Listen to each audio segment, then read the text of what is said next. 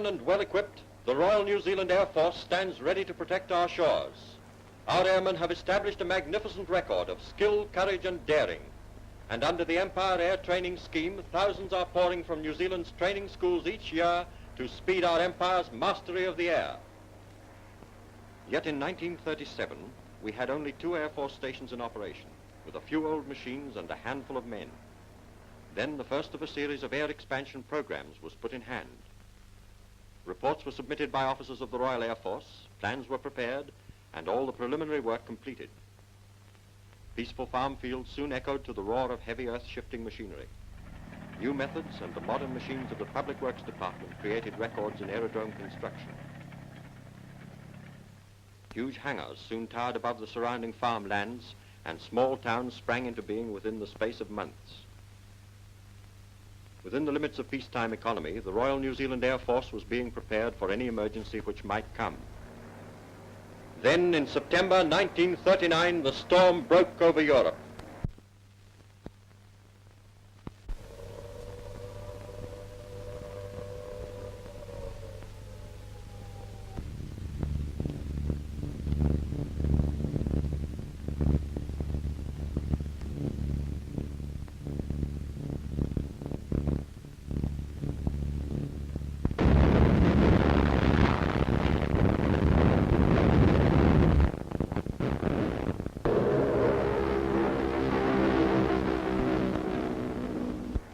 September 1939. The young men of New Zealand hear the challenge as did their fathers before them. From every walk of life they come to offer their services to the cause. Farmers, factory hands, businessmen. From these sturdy young men, applications pour in by the thousand. The worth of the earlier expansion schemes is proved. Smoothly and swiftly, the Royal New Zealand Air Force is mobilized to a war footing and moves into full speed to meet the pressure of war. Civil aircraft are converted for service use, and a factory for the assembly of trainer-type aircraft gives added impetus to the air training scheme. Aircraft of the type being assembled here are standard throughout the Empire for elementary flying training, another important link in New Zealand's contribution to the war effort. Thousands of young men go back to school again, but this time it's a special school, teaching special subjects required for Air Force entry. These young men voluntarily attend evening classes for about 5 months before they leave their normal civil occupations. Here is Leslie Hayward, railway cadet. Ron Jones, a bookkeeper. Harry McKinnon, a salesman. And Jack Hay, a civil servant. They must also become efficient wireless operators. Radio plays a big part in this war, and no effort is spared by instructors or by the men themselves to achieve efficiency. They must become proficient in both sending and receiving, and with the cooperation of the broadcasting services and the Post and Telegraph Department, instruction is given over the radio right into the homes of the men themselves. There are thousands more who can be reached only by correspondence courses. The whole scheme of educational services was launched in New Zealand soon after war broke out, and its methods and textbooks have become a model for similar schemes in other parts of the Empire. More than 90% of the men pass, and of these 70% pass with credit. And a credit they are to their country as they march to their first courses in the ground training schools. But there is still much to be learned, and back to school they go once more. Most of you will find your ground subjects less interesting than your flying. That's only natural. But remember this, that the difference between good pilots and bad ones is how much they know about subjects that are indispensable to a capable pilot and how thoroughly trained they are. Airmen are constantly reminded that training keeps them one step ahead of the enemy, and for a period they work hard at their books and lectures, with practical demonstrations by models and instruments. Learning instrument flying on the ground has been made possible by the development of the Link Trainer. The Link Trainer has a full set of instruments, exactly like the real thing, and they respond to the reactions of the pilot, just as would those in an aeroplane in flight. The blind flying learned in the Link Trainer teaches the pilot how to handle an aircraft over strange country, in thick weather, perhaps at night, and to arrive at an objective under these conditions. First of all, I want you to climb to 2,000 feet and level off at an airspeed of 160.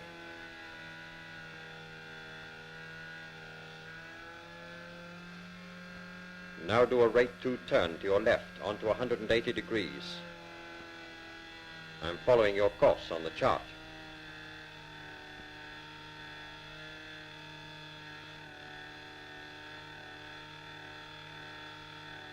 Your right wing is low. Have a look at your instruments and correct anything that's wrong.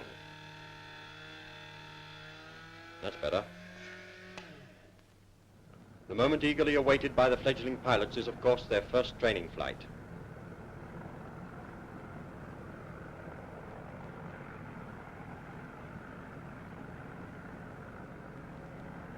The instructor ascertains that his pupil is safely fastened in and gives him a few last-minute words of advice. And now comes the big thrill, the first takeoff.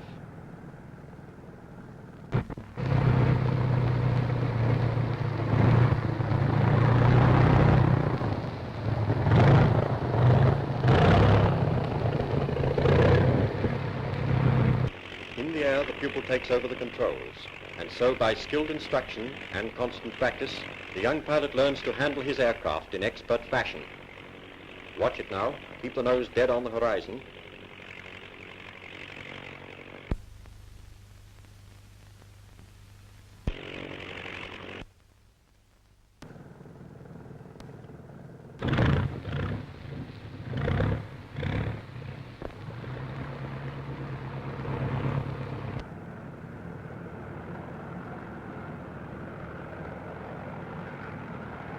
A good show, Jackson. That expressive Air Force term, a good show, aptly describes all the work of the Royal New Zealand Air Force. Not many people realize the amount of organization necessary to keep an aircraft in the air and to provide the men to do it. Engines have to be checked and tested at regular intervals. This calls for men skilled in a great number of technical trades and upon whose ability and efficiency the lives of the flying crew depend. At the Technical Training School, flight mechanics are taught the theoretical side of aircraft engines. Class after class follows. Metalworking, welding, the handling of tools, and 1,001 details which will make them thoroughly sure of themselves and the work that they do. Soon they are competent to handle the intricate work of assembling and fitting aircraft engines.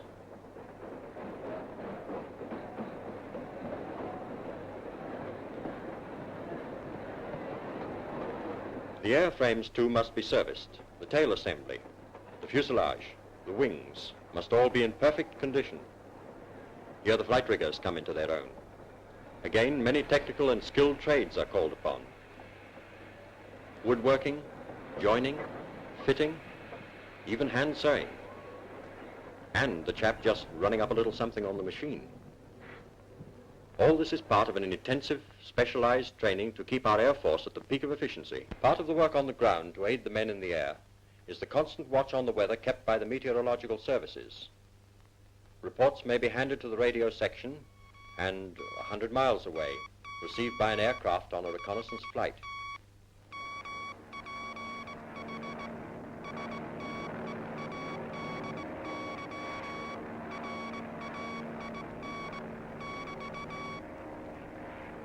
There it goes to the captain of the aircraft. But as he points out to his navigator, they have reached their turning back place and so can keep clear of the weather. From the Franz Josef Glacier, they turn back to their base, dark.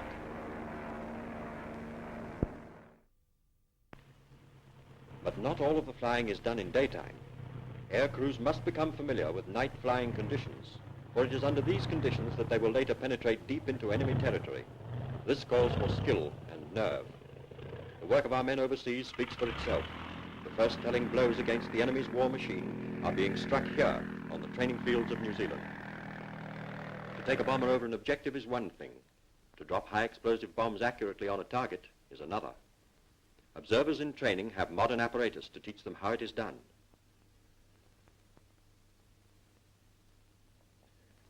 A pupil is shown by the instructor how the bomb sight works. Adjustments of a fraction of an inch may mean a difference of hundreds of feet when the bomb lands.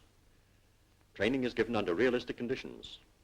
On a screen below the pupil, a machine overhead projects a moving landscape which looks exactly as it would seen from an aircraft.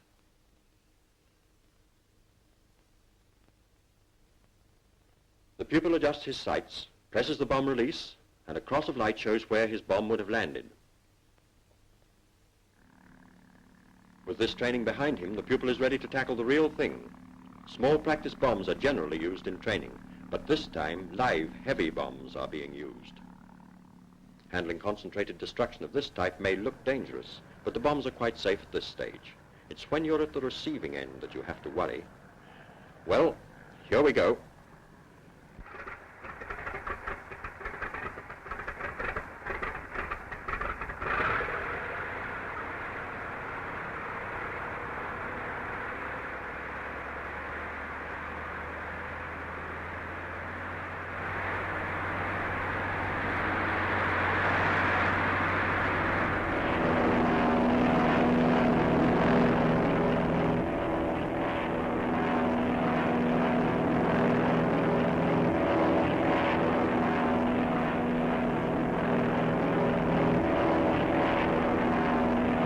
The formation is now close to the target area, and there it is. In go the bomb selector switches as the aircraft lines up on the target. The aimer watches the target loom up in his sights, and down they go.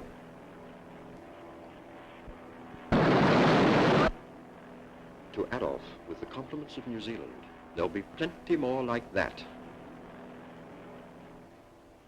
Observer and pilot work in perfect coordination. In some attacks, the bombers have the protection of a fighter escort, and there they are. These Hawker Hinds are useful training aircraft. Here they go to machine gun a target on the ground.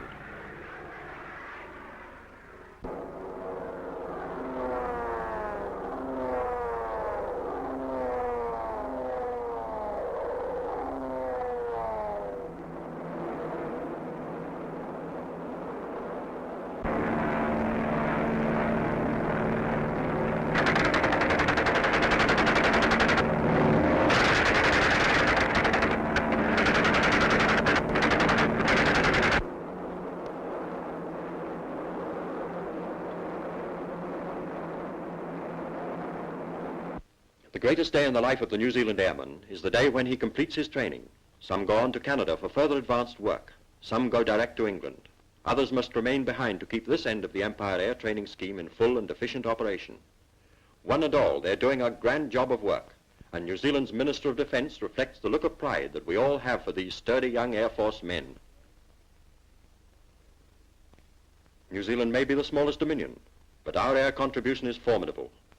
Over 2,000 young men like these are already serving overseas. Thousands more are following through our training schools. We have faith in them, as in all our fighting sons. Their courage and daring is the same as that of their fathers, the men who helped to make the name ANZAC live forever. Their skill is everything that an efficient and modern system of training can give. We are in this war in deadly earnest, and this lineup of aircraft and men on one of our training fields is but one of the clear proofs of our determination to see the task through. From New Zealand came hundreds of the men who helped to make the history in the first year of the war, from the first raid on Kiel to the smashing defeats inflicted on the enemy in the great air battles which were intended to be the prelude to an invasion of Britain. Mr. Winston Churchill has said that the day is not far distant when we shall be able to drop 3 bombs for every one of the enemies. When that day comes, New Zealand will be there.